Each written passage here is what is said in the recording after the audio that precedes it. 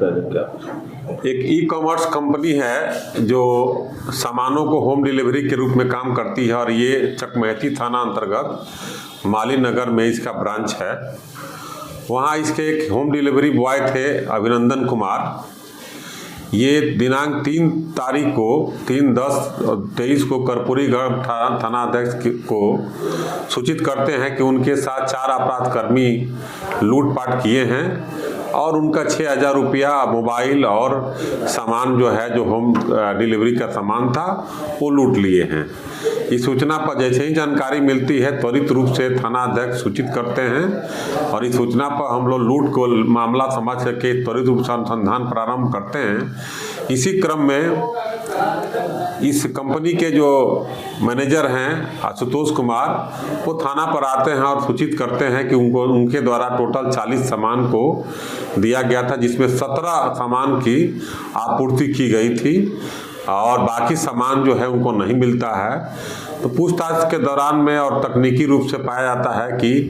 जो home delivery boy है उस संदिग्ध पाया जाता है, तो उनके द्वारा एक केस दर्ज किया जाता है थाना में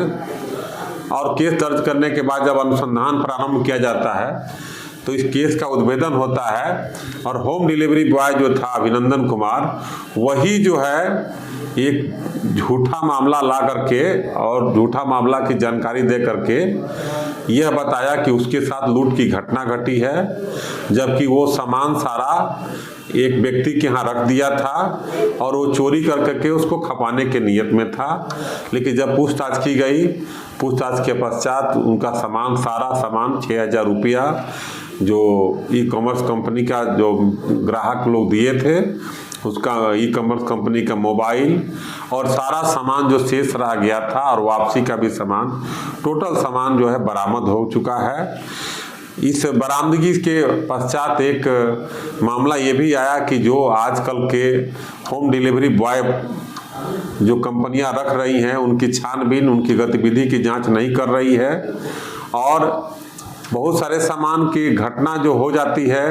वह पचाने के दृष्टिकोण से भी हो जा रही है। इसलिए ई कॉमर्स कंपनी जो भी है उनसे पुलिस प्रशासन हिदायत देता है कि कम से कम जो ये इस तरह के डिलीवरी बॉय हैं उनसे सतर्क रहें और उनकी गतिविधि के बारे में भी पता लगाते रहें और आम जनता से भी अपील की जाती है कि ऐसे डिलीवरी बॉय पर पूरा विश्वास नहीं कर करके जो सही हो उसी के साथ काम करें। और सभी थाना प्रभारी को भी निर्देश दिया गया है कि होम डिलीवरी बॉय वाला जो घटना दे रहे हैं लोग, उसकी विधिवत छानबीन की जाए, उसके पश्चात ही त्वरित रूप से कार्रवाई की जाए।